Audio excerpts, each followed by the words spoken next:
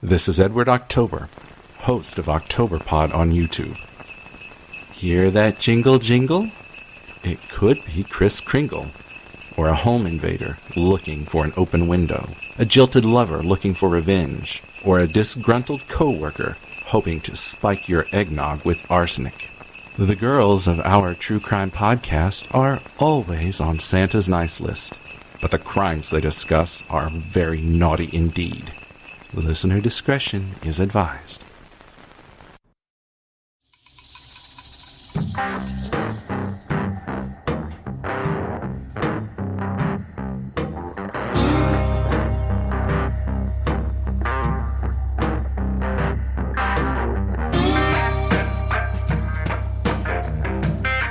Hi, Jen. Hey, Cam, how are you?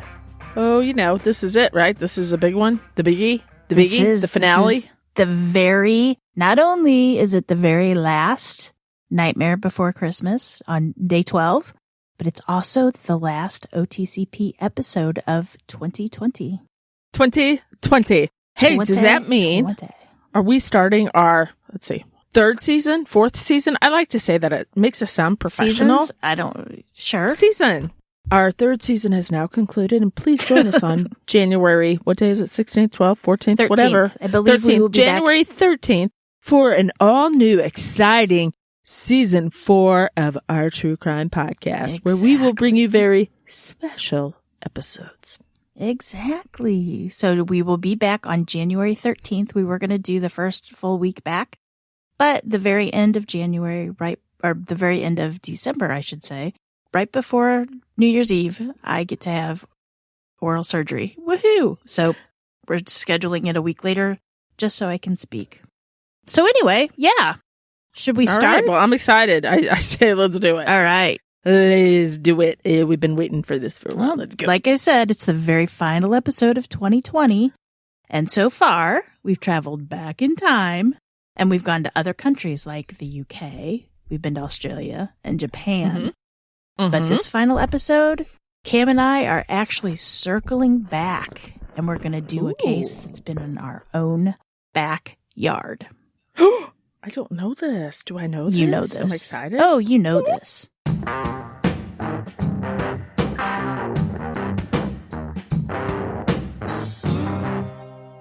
So today, we're going to be discussing the St. Louis murderer and suspected serial killer, Maury Travis. Maury, like I said, is suspected of killing between 12 and 20 women. He was only for sure charged on 2, and 6 of those victims have ever been identified. I do know this guy. He is the worst of the worst. I knew how creepy he is, but just reading. And I want to say huge thanks to the St. Louis Post-Dispatch, the newspaper here. I got all the information from newspapers.com. They did such a brilliant job on documenting the whole thing from beginning to end. Mm-hmm. There's not much that we know about Maury Travis when he was a young man. All we know is he was born on October 25th, 1965. His parents were Sandra and Michael Travis, and they lived in the Carr Square Public Housing Complex just northwest of downtown. 10 years old, Maury and his family moved to Ferguson, which is about a 20-minute drive from the St. Louis Arch. And I'm sure many of you have heard of Ferguson. Back in August of 2014, there was the shooting of Michael Brown by police officer Darren Wilson. And this sparked what is now called the Ferguson Unrest or Ferguson Uprising, protest, or riots. You can find them all through it. It was it was scary, and we live maybe 20 minutes from where it all happened. It was a pretty scary time. I would say, and I could be wrong, and our listeners can correct us, but I think this was kind of the cusp. This was right at the beginning of the Black Lives Matter. And right, it was. The police officer shooting unarmed. Talking about police should be demilitarized and all sorts of stuff. But we aren't here to discuss that. That is a very hot political topic. That's another podcast. It's a hot political topic, and we don't do political topics here at OTCP. We try to stay uninvolved. Not personally, but on the podcast we do. But anyway, Yes. let's get back to Maury, shall we? One of Travis's neighbors in Ferguson described him as being very quiet and very respectful as a young boy. And she knew him by the nickname of Toby. And that's how his mother and his family members, and how they got Toby out of his name. It was Maury Troy Travis was his name, full name. But he was gone. He went by the name Toby. On occasion, she said that he would come mow her lawn unasked, do nice little chores around her. Oh. And the quote was, "I don't believe he could kill a fly." Well, Other people that have lived in the neighborhood don't remember him at all. Yeah. So, and this is the same with the kids he went to high school, the same kids that he went to class with every day.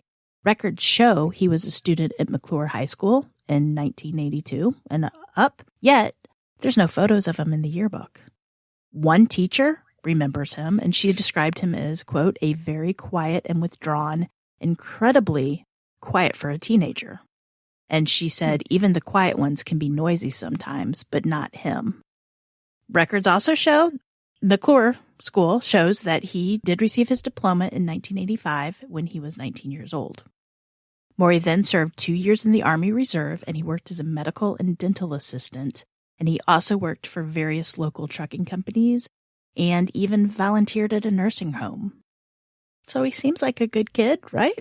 I mean, yeah, a lot worse out Yeah. there, right? At 22, Travis enrolled at Morris Brown College in Atlanta. He picked up some computer skills. And I mean, this is early 90s, so the computers were just starting to come around. And it was there Maury would become addicted to cocaine, or rather crack cocaine. And later he would say that he had a $300 a day habit. Wow. Now, from the American Addiction Center's website, cocaine is a hydrochlorous. Uh-oh, we got some medical terms in here. Cocaine is a hydrochloride salt in its powdered form, while crack is derived from powdered cocaine by combining it with water and another substance, usually baking soda or sodium bicarbonate. Now, after cocaine and the baking soda are combined, the mixture is boiled and formed into a solid. Once it's cooled and broken into smaller pieces, these pieces are sold as crack. So the name crack derives from the crackling sound that's produced when the drug's heated and smoked. And according to the Center of Substance Abuse Research, since crack is highly concentrated, it is extremely addictive.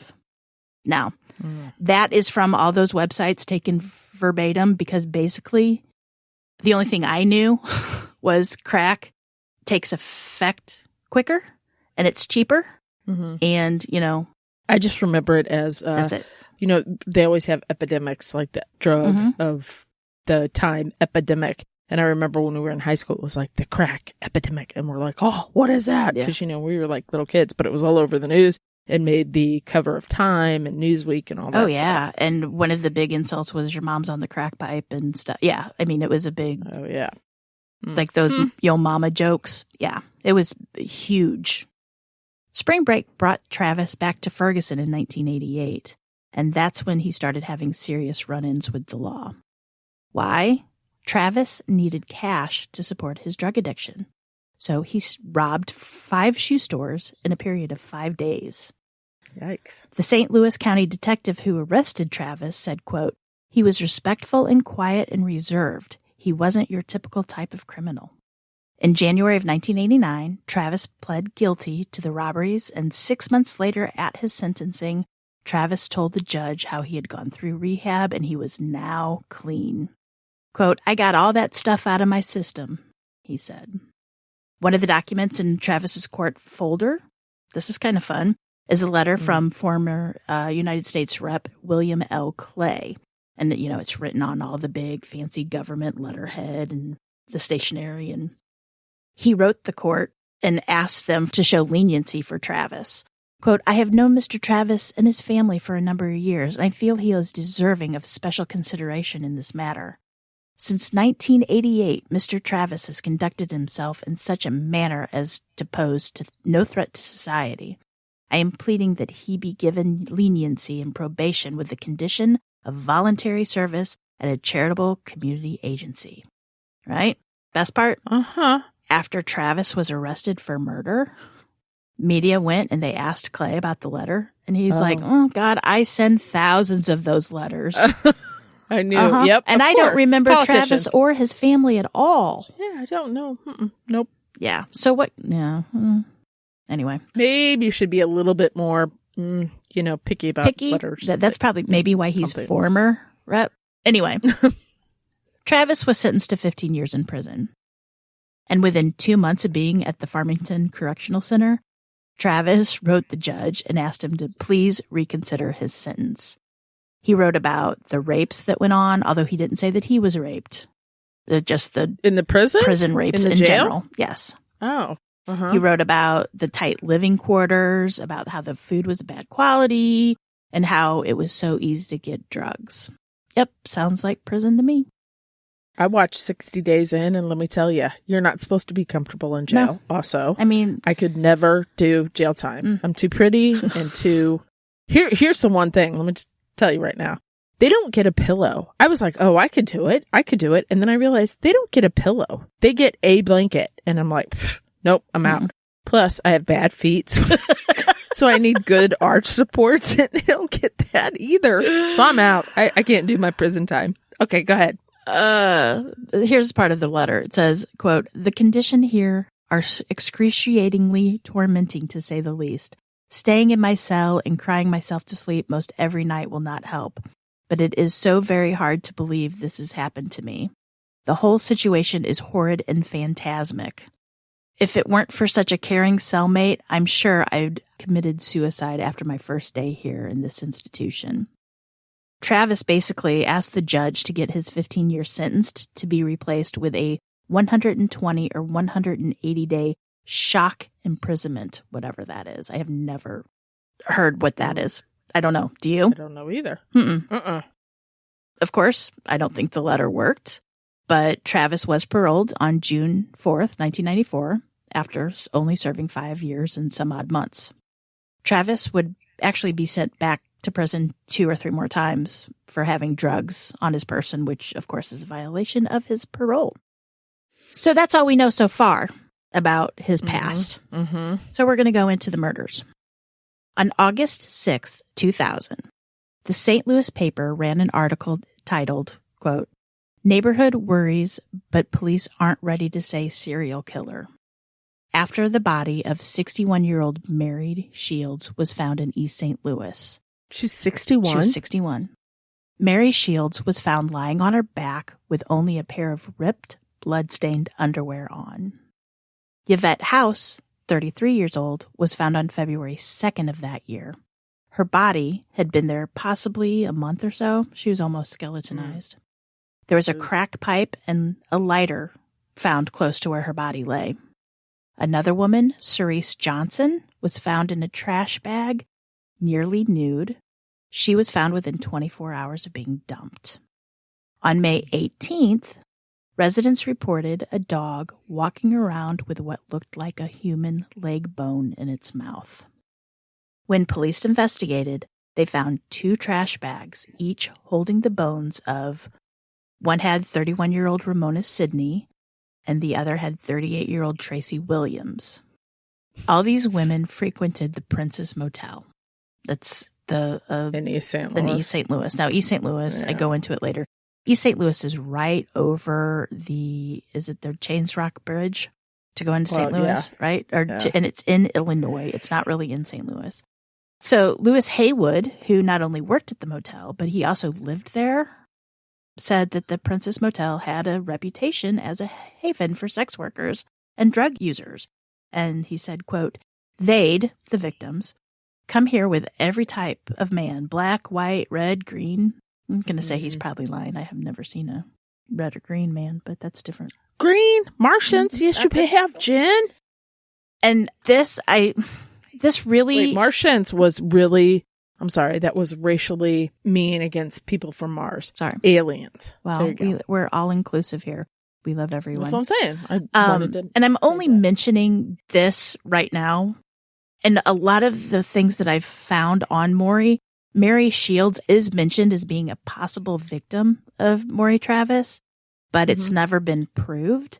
These other women have not been claimed. But I just thought it was interesting because it was around the same time Travis was supposedly killing his victims. And I just thought it was interesting. And also, there's an article from April of 2019 from St. Louis's public radio website stating, and it stated that there were 341 unsolved murders in East St. Louis between 2000 and 2018.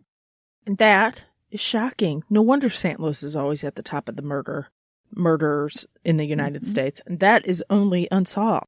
That's shocking to me. I just wanted to include Mary Shields. It's technically not who the police suspect, but it's suspicious. I'm just going to say it's suspicious. As we always say on the show, seriously, these are who you know and who we suspect, and then there's how many that he really did. Right. Or they really did, or she really did. It could be more. Honestly, his victim profiles, he killed Black sex workers that usually were addicted to drugs because he was addicted to drugs. So plus it made them weak in the sense that they couldn't really, they needed the money. They needed, right? Now we're going to start into the case where really known or police suspected victims for Maury Travis. He's an asshole. All right. Anyway, a nude body of a woman was found in a ditch in Washington Park, right across the Mississippi in Illinois on April 1st, 2001. According to the website newspaperscout.com, reading it verbatim, by the way, Washington Park has a crime rate of 36 per 1,000 residents. Washington Park has one of the highest crime rates in America compared to all communities of all sizes, from the smallest towns to the very largest cities. One's chance of becoming a victim of either violent or property crime here is 1 in 28. Wow. So basically, you only go over there if you want to buy drugs or buy sex. Through fingerprints, the body is identified as 34-year-old sex worker Alyssa Greenway. She had ligature marks on her wrists and ankles. Eric Hickey of Serial Murders and Other Victims said, quote, being a prostitute increases your chance of being murdered 200 times. And he says with killers, perhaps coldly calculating that, quote, they're easily disposed of and they're not going to be missed. Hickey believes that the police won't look as hard for these missing sex workers as they will for more, quote, respectable victims. That's sad, isn't it? Well, these are they're people's lost. And plus, daughters. I mean, it just... But often they have a drug problem and they disappear on the streets, and their loved ones are used to not talking to them, but maybe once every several months. So it's an easy target to make them disappear. You know what I mean? Well, one of these victims, the police had problems identifying because she did not have any family, at least in the area, and they had to rely on what other sex workers told them about the woman. I mean, it's heartbreaking. Anyway, police were able to trace Alyssa Greenway's last location to St. Louis, but nothing further. Alyssa was a known sex worker with a drug addiction, and she would normally work the areas of East Grand and Broadway. It's several miles from we know exactly where that is. Several miles from the Baden area where she lived. A lot of these workers were from the Baden area. Well, there's the stroll. Yeah. Right? So, and he knows that. He lived only 15 miles away from there. Yep. On May 15th, 2001, off of Highway 67 near West Alton in St. Charles County, Missouri, a nude body of a woman was found in a ditch. The body was badly decomposed, so getting a fingerprint was near impossible. When the body was taken to autopsy, inside her mouth they discovered a dental plate, and on that dental plate had the name Wilson. Now, it took some time, but with that little piece of information, they were able to identify the body as 36-year-old Teresa Wilson. Teresa was also a sex worker who worked in the Baden, North Broadway area, and she was also a known cocaine addict. In North St. Louis, Body of 50-year-old Betty James was found strangled in an alley on May 23rd. She, of course, like the others, was a sex worker, and she had drugs in her system. When examining her body, police found tire tracks on one of her legs around the shin and calf area. As awful as it was, Maury ran over her, but this at least was more clues than he had ever left in the past, right? They were able to get a lift of the tire tracks from her legs. 5 weeks later, 36-year-old Veronica Ronnie Thompson is found only 16 feet from where Teresa had been discovered. Ronnie was also a sex worker and had drugs in her system, and she was last seen on June 23rd in the Baden area. St. Charles County Detective Jana Walters, smart cookie, she knew, 2 bodies, same area, same, situation going on. Something was up. She was smart, so she started to contact other police agencies around St. Louis and the surrounding areas, just asking by chance if any other bodies had turned up that was about the same, anything familiar.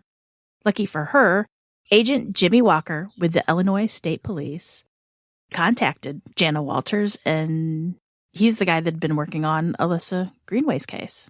Mm-hmm. They got together and started sharing notes. Around this time, Travis is working as a waiter at the Mayfair Hotel in downtown St. Louis. And one of his coworkers recalls talking to Travis about a friend whose car had been stolen and found torched in East St. Louis. Travis looked at him and said, East St. Louis was a good place to dump things because, there's not many police around.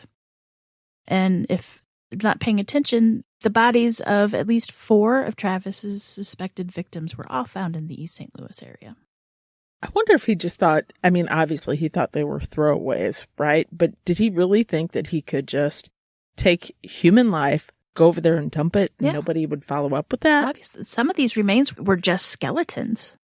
Like they had been just gone for 6 months to a year. Shame on him. There's also the same guy that he worked with, had a woman that worked or was dating a woman or engaged to a woman that worked at a local TV station here, and they claimed that Travis told them that, you guys should really do a show on all those missing sex workers. And then when they found out all this happened, they were kind of shocked that he even knew enough to say about it.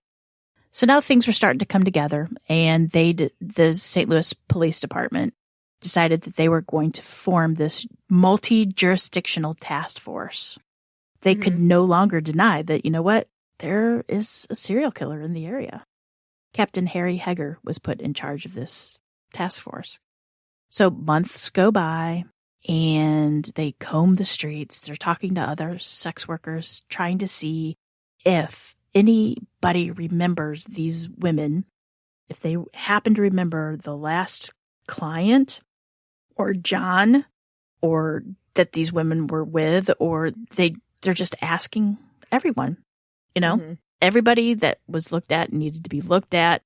No information was found. Everything's quiet over the summer. Nothing happens until August 25th, 2001, when 50-year-old Yvonne Cruz was found in East St. Louis. She had been strangled. At the autopsy, they found that she had cocaine in her blood, but bingo, the killer had also left semen inside her body. Ooh, now, this was quite a find. Never has any of these bodies had any type of DNA on the bodies whatsoever. So September comes and goes. Remember, 9/11 happens this year. Mm-hmm. And police have run the DNA profile through CODIS, or the Combined DNA Index System. And I love that. CODIS, and in case any of you don't know, CODIS enables federal, state, and local forensic laboratories to exchange and compare DNA profiles electronically, therefore linking serial violent crimes to each other and to known offenders. And I want to say thank you, FBI.gov, for that info that I lifted off your website. Verbatim. You didn't lift, Jen. You borrowed it and you shared with the world. Like I could put those in my own words. Yeah, I don't have them words to do that. But needless to say, after running it through, they had no matches. On October 8th, 2011, the body of 33-year-old Brenda Beasley was found in East St. Louis. Again, Brenda worked at Hardee's, and she was also a known cocaine user and also involved in sex work. Hold on. Police discovered that she, too, had semen in her body. When they do a profile on that DNA, they found that it is a match to the DNA on Yvonne Cruz. So bingo, they've got someone out there that has at least killed, that they can link to kill 2 people. Mm-hmm. Pretty exciting. Well, and at that point, you know that they're thinking, ooh, well, he did too. How many more? Exactly. It's all the same MO. Yeah, we got ourselves one of them there serial killers.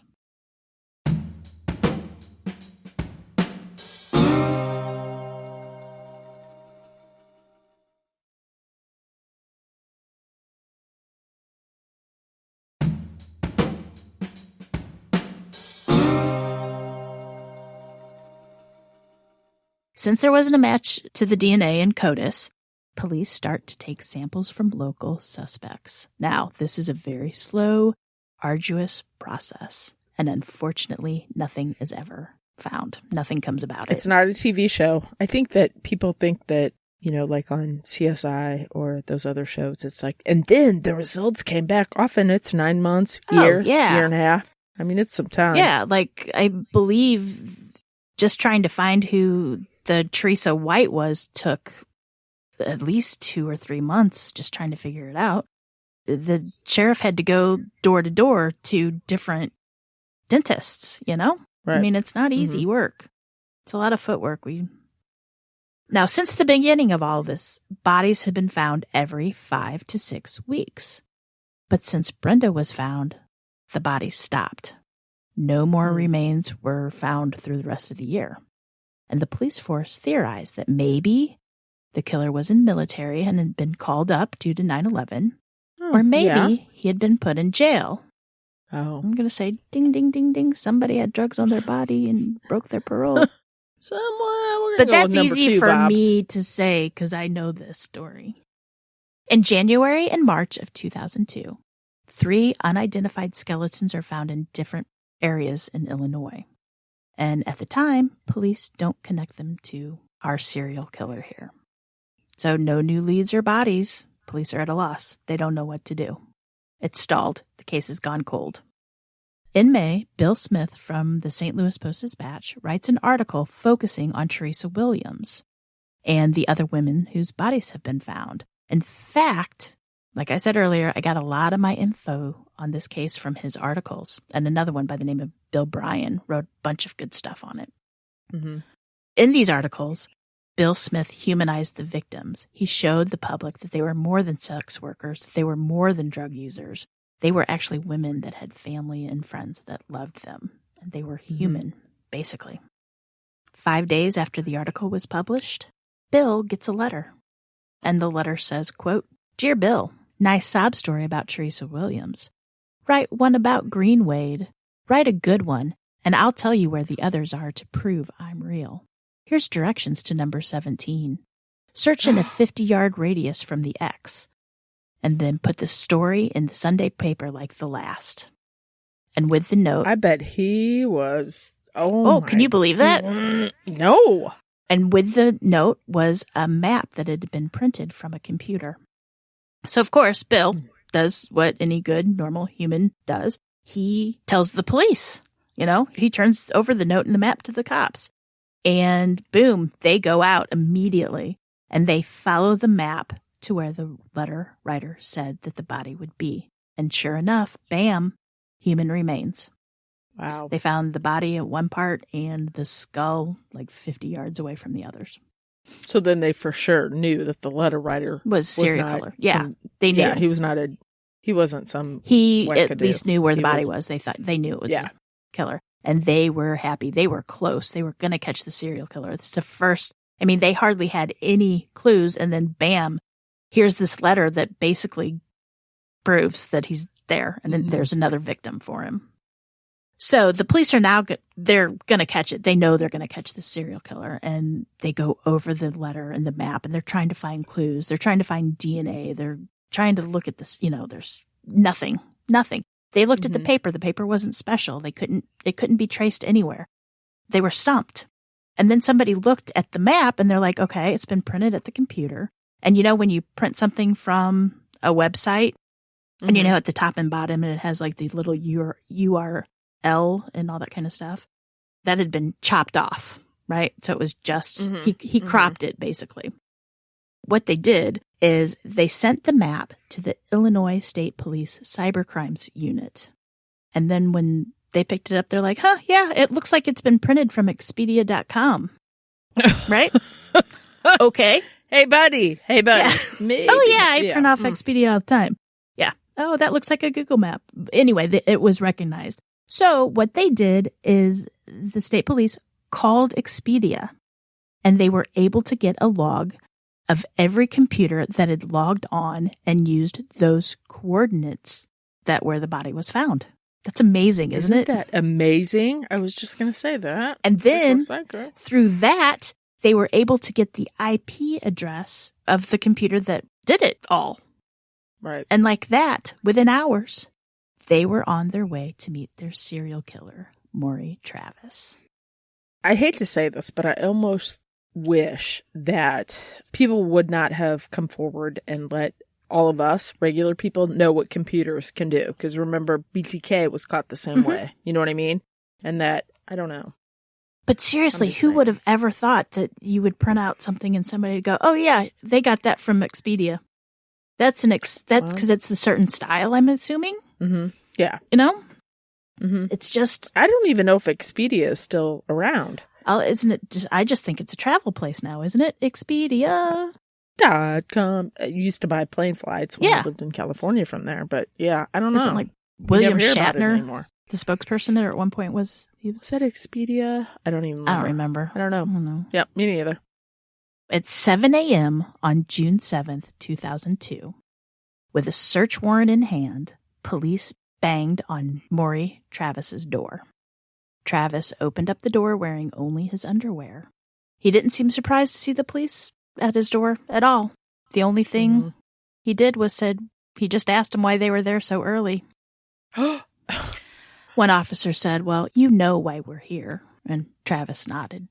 He invited them inside and he got dressed. And then he spoke with the officers. And the police said that his home was, quote, normal. And it was very clean and organized. Upstairs. Thank you very much. And as they talked, Travis's calico cat walked through the room and visited each officer. He had a cat, too. And he had a cat. And one of the investigators reached down to, like, pet the little cat. And they said that Travis kind of stiffened up and kind of moved to the edge of this couch. He didn't like that the police officers were, like, petting the cat or having any attention, giving attention to the cat, which I find is kind of weird. I don't know. Oh. And then when the cat got close enough to Travis, he picked it up and placed it next to him and, like, would pet Control? Control. Do you want to share it? No, I mean... I just found it was in an article, and I just found that's very telling. Weird. If you're paying attention. You know what I mean? Yeah. It's so I thought maybe you were going to say that the little kitty cat had blood on him or something, but no. Then that's almost even worse, that the fact that he is controlling. This is my cat. You can't touch it. So for 2 hours, the police tried to ask Travis questions, but he would just redirect his answers. Like, part of them was like, where'd you grow up? And Travis would volley back with, where did you grow up? Could you imagine how annoying that would be? It'd be like talking to like a 6-year-old. I don't know. I know you are, but what am I? Travis wanted to be in control. He never asked why they were at his house. He never admitted to anything, nor did he deny anything. The only thing he wanted to know was how he got caught. Of course he did. Because he's an asshole. And when he was told about the map, Travis said, quote, expletive computer, damned internet. An expletive computer was actually the quote. I was like, why are you not saying that? But okay. Expletive was in quotations. So this is a PG-rated thing, a PG-rated podcast and newspaper. Times. Travis agreed to go downtown to police headquarters to be questioned, and while they got Travis out of the house, forensics came in and searched. And down in the basement, it's not as clean and tiny like the upstairs, like you said, not as clean as tidy. Yep. Police found a secret torture chamber with bondage equipment. They found a stun gun and newspaper clippings about the murders that he was suspected of committing. They also find some blood spatters in the floor and on the ceiling and on the walls. Some of the bondage equipment also had blood. They also find a videotape. Here we go. That was labeled Your Wedding Day. Now, granted, an hour and a half, I think, or something like that, I think I read. I didn't write it down. It was basically a wedding. It was a wedding. But after that, it showed Travis basically tying these women up and him torturing them and raping them. And some of these women were lucky and they got to leave his house, and others weren't so lucky. I've seen parts of these videos. Most of them haven't been released. I'll put links at the bottom where you can kind of see a little bit of them. They're very disturbing, and Merry Christmas. I'll let you go find those on your own. But one scene showed Maury Travis wrapping a belt around the neck of a nude, kneeling woman. She's handcuffed and she's bound with rope. And then you see Travis pulling the belt tight. And after the woman goes limp, as she's dead, Travis pans the video over the body and says, quote, "This is first kill number 1. This kill was 19 years old. Name? I don't give a F. First kill was nice." Nice, buddy. Nice. And then there's one video tape where the woman is crying and he makes her repeat over and over, "You are the master. Yes, it pleases me I've to seen serve that one. you." And there's another one that he's like, "Are you sorry you did this?" And she's, "Yes, I'm sorry." He goes, "What would you tell your children? Would you tell your children I'm sorry?" And she's like bawling and she's like, "Yes, I'm so sorry. I'm so sorry." It's heartbreaking. And I hate it. Travis would hold these women for days and he would physically and verbally abuse them. And like I said, you can find some of the audios online. But don't. There are It's some terrible. still pictures. He is a sick mofo, for real. Right. But like I said, Merry Christmas. I'll post the links. You can find them on your own. Just say that the tape was so disturbing that Police Chief Joe Mokwa ordered psychological counseling for every officer who viewed them. Brutal. Police said that during the interview, Travis seemed to show genuine affection and concern for only one person, his mother. They questioned Travis for over 8 hours, and they never saw him show any kind of remorse. And at one point, Sergeant Tim Sachs brings out some photos of the victim, and he said, "So, hey, yeah, Travis, you know these people?" And Travis, of course, denies knowing who they were. And, of course, I've never seen those ladies in my life, right? Of Never, course. right? A few minutes later, Travis would say, "Can I see the pictures of those dead girls again?" Because he's sick. Yeah, but Sergeant Sachs had never said that they were dead. Yeah, well. Because they were actual pictures of the women when they were alive. Very telling now, isn't it? And then, yeah, exactly. Ding, ding, ding.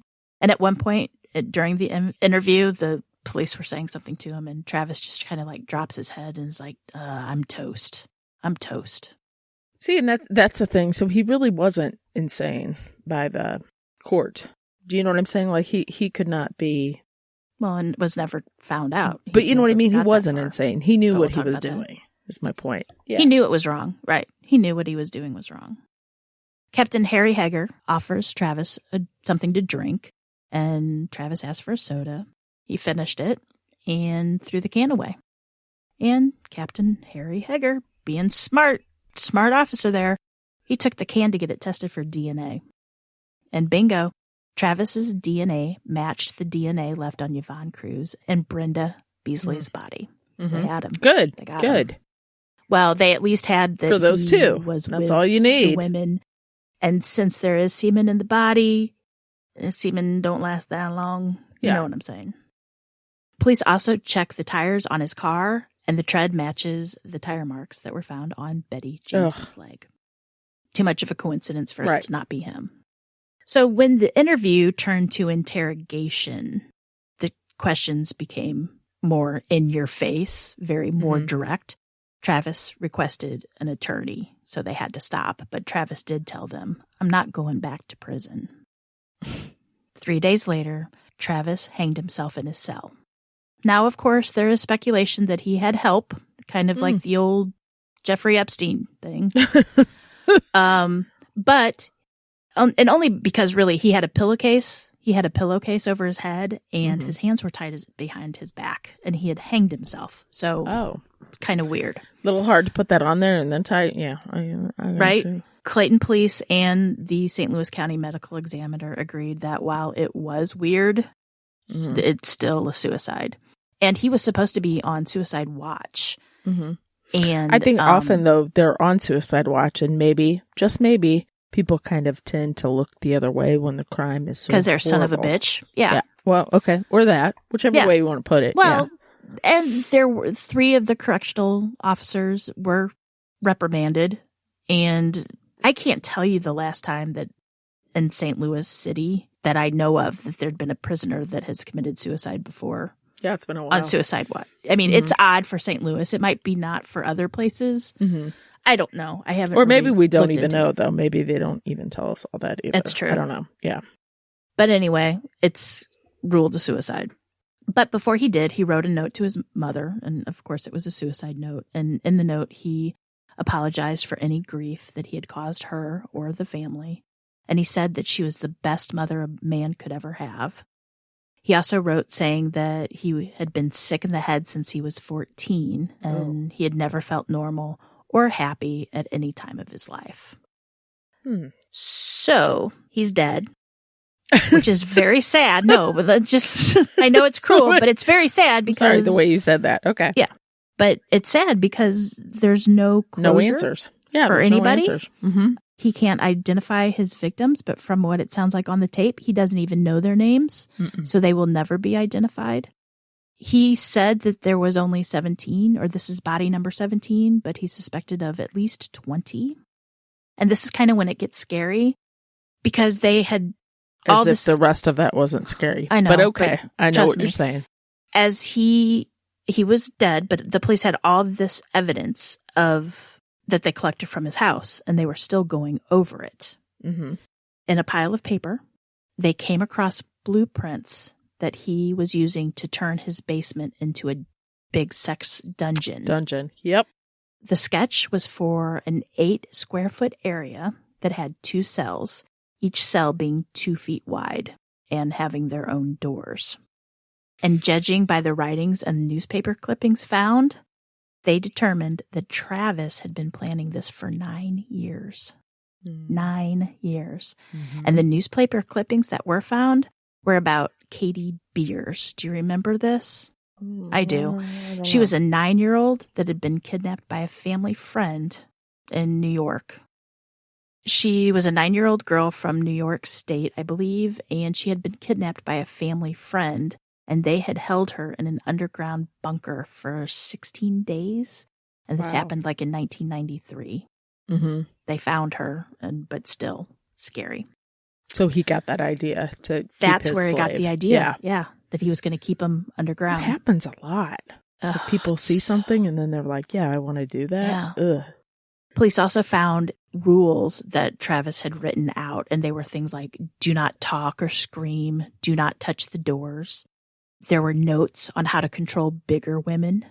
He needed to find quicker ways home from the areas where the sex workers were, like quick routes from the stroll to his house, right?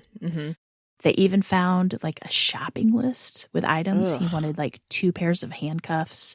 He needed more leg irons and even a leathered zippered hood. I mean, Travis was planning on he was honing his skills, and he was going to become even more than a monster than he already was. And I hate to say it, like he had a lot of victims before he was caught. So could you imagine if he got away? Like that, I can't even. No, I've seen some of those videos, and they are beyond horrendous. And I can't even. You asked me, and I can't remember where I saw them from. I do remember like an unfinished basement part, or the I guess it's a giant pipe, and this girl was handcuffed and like hogtied behind the pipe. And I think she was handcuffed. Yeah, making her beg and do things like that. And this was like, I think he'd had her like 3 days or something. I mean, it was heartbreaking. She had a kid, and he was using that. Oh, it was terrible. Yeah, you could find those pictures on the internet. And there's parts of that video on Cold Case Files. Cold Case Files. I've got it in the sources because I did watch that. But funny about that house that you're talking about, a little fun tidbit. In 2013, a St. Louis woman sat down one evening to watch a true crime documentary about our friend Maury Travis here. I know. When she was watching it, she was shocked when they showed Maury's house because what? That's where she was renting, and she was living there.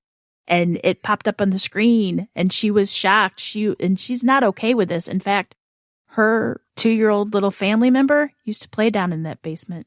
Yeah, could you imagine? Well, and also an article I found, and you could take this as you will, but she said that little pole that you were talking about where the woman is shown being held. Yeah. She said when that little 2-year-old got close to that place, just started to cry and wanted to leave for no reason. That just gave me chills.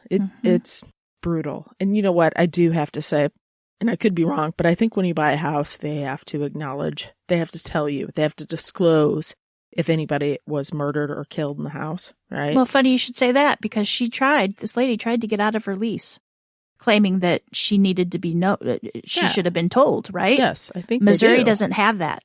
Oh. That's not a Missouri. You do not have to disclose if there's been a murder or a death in your house.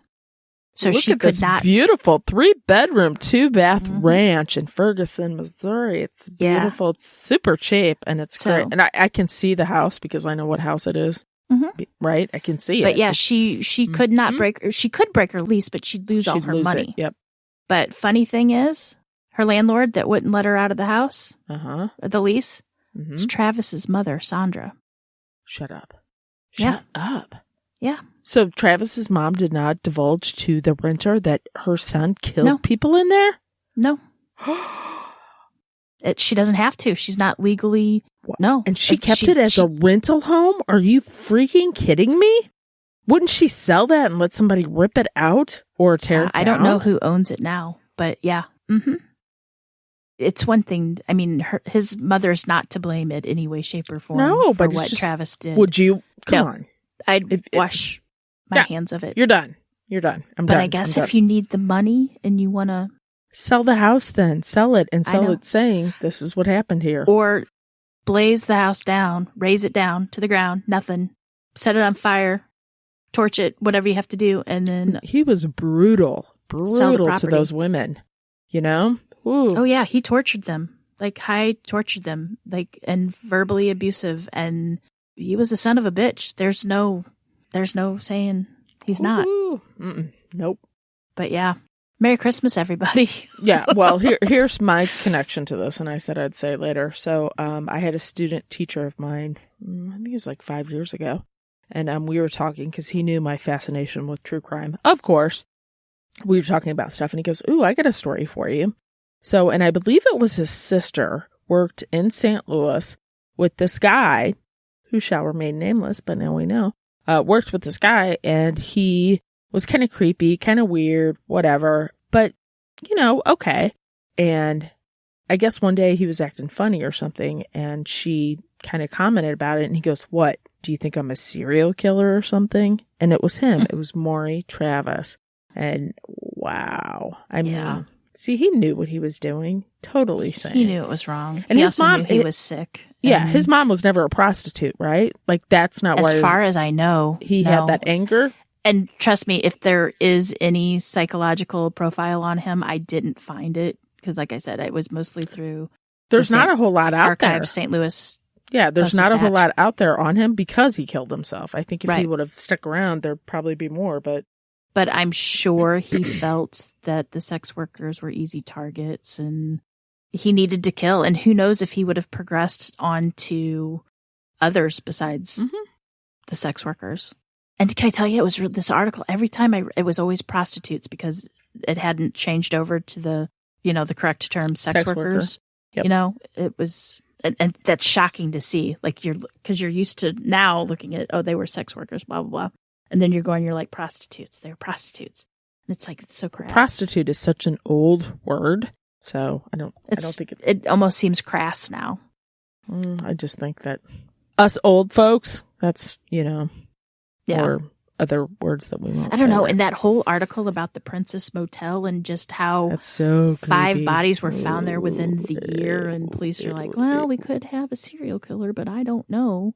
And they were all basically in black trash bags. Right. And all of that too makes me think about the Long Island, the Lisk killer, Long Island serial killer, because it's kind of the seedy motels and the no-tell motel, and people go missing and they come in, they go out, and it's, they don't really keep track of that. And that's what these killers, that's what they rely on, that's what they want. So, and what better way to pick somebody that will go, I mean, honestly, and we've talked about this, you get in a car because you need drugs and you need money. So you will get in a car with anybody if you think that's going to be on the other side. I mean, it's ripe for the picking for them. And I Googled those poor ladies' names, and there really wasn't anything on them.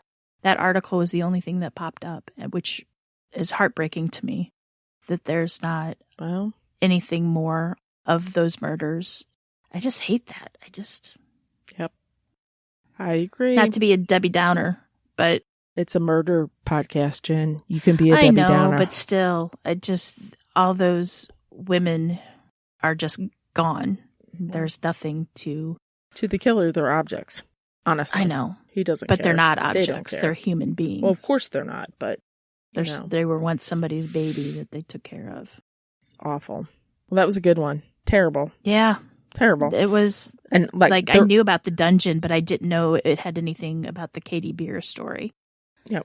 I didn't know that that's what kind of sparked his interest in the dungeon. And he had quoted he was going to do all the work himself. And he even had price quotes of the backhoe would cost him $126 a day.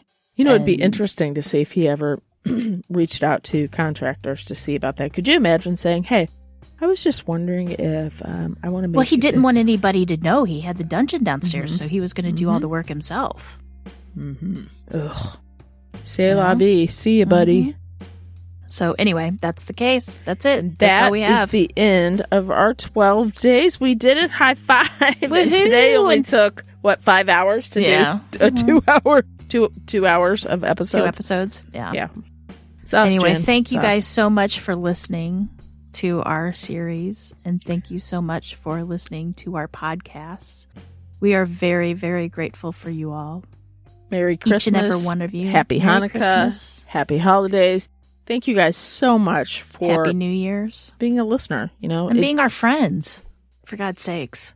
They're our friends. It means more than you know. That's for real. Seriously. I'm getting a little teary-eyed here. I was teary-eyed earlier because the stupid thing finally started working. We had about a 2-hour breakdown on the computer, and when it started working, I literally teared up, but that's okay. Par for us. Par for the course, Jen. So, that's... well, here it is. That's and it. I can't wait till we start season 3 in January. Is it 3 or 4? Whatever. Let's go 4. 4 sounds so much better. We start season 4 of our True Crime Podcast in January. January 13th to be exact. We wish everybody, and I hope you are having a happy holiday and you're with the people that you love the most, yet staying far away to be safe. It's such a shitty year. God, sorry. We're so but we close hope to your being holiday ends. I hope is better. We're almost out. Yeah. So anyway, with that, we wish you all a great end of 2020 and a fabuloso 2021. Let's do it. Let's bring it in, people. And thank you for being our listeners. And our friends. We appreciate you. Until then, remember, lock your doors. And keep passing by those open windows. Bye-bye. Love you.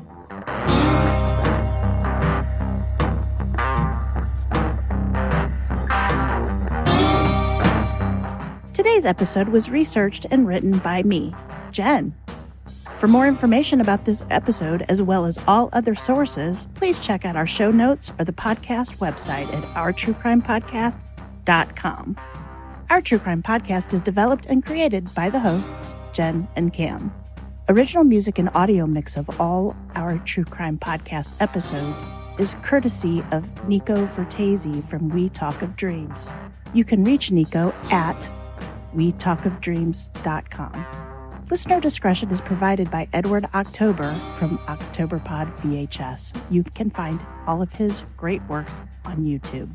Please make sure to like and subscribe to our True Crime Podcast wherever you listen to your podcasts. We can be reached on Instagram and Facebook at Our True Crime Podcast or on Twitter with the handle at Our True Crime Pod. You can also email us at ourtruecrimepodcast@gmail.com. We would also at this time like to thank our patrons. We would be so lost without you. Thank you so much. And if you would like to help support the show, you can check us out on patreon.com/Our True Crime Podcast. You can also show your support by leaving a 5-star review on Apple or simply just tell your friends about us. It's that easy. Love ya.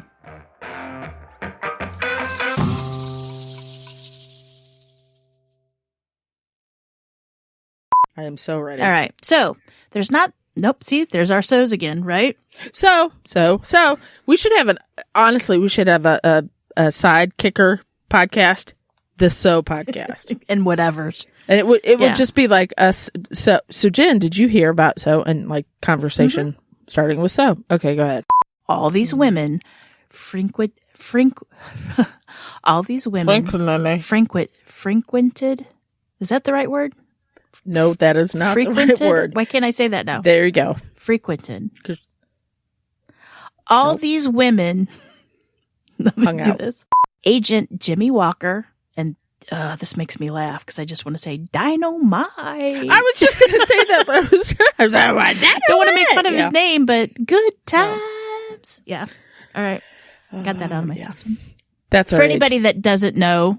If this gets put in the bloopers, there's a TV show with Jimmy Walker, and his key phrase was dynamite. So, and the show, I loved Good Times. I loved it. Me too. I did too. And guess who? I was going to get into my Janet Jackson. Yes, I was going to say all that, but I'm not going to. Janet Jackson starred in it when she was. And her name was what on there? What was her name? Do you remember? Wasn't Dee. That was the other show. Nope. What was her name? What's happening? Penny. Yeah. And she was abused. Yes. Her parent, I guess, caregiver. This is way too much information. Burnt her with an iron. So I remember that. Then, yeah. Mm-hmm. Go ahead. She's a cute little girl. Anyway, I digress.